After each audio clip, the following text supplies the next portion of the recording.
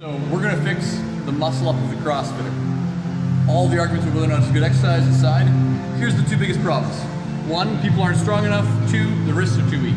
Same kind of issue. So the first big thing with a muscle up is actually maintaining position of your wrist. And most people can't hang a muscle up because they're on their wrist and they're not on the heel of their palm. So we're wanting you to get heel of palm, so you hang. I got space here. You're there.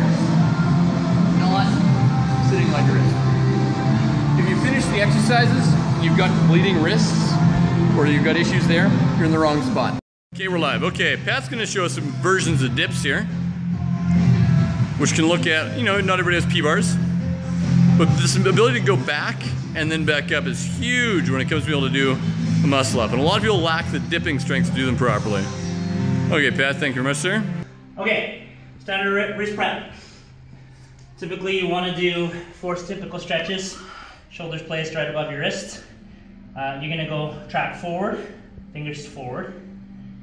You're going to track backwards, fingers back, palms down, palms down.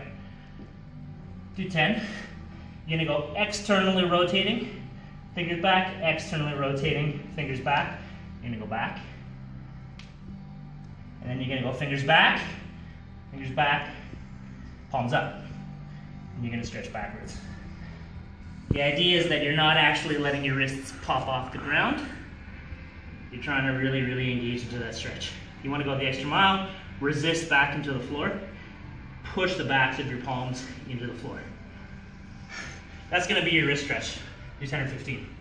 The 4 typical wrist exercises that you're going to do to build wrist conditioning strength. And these are stolen directly from Coach Christopher Summers from Gymnastics Bodies.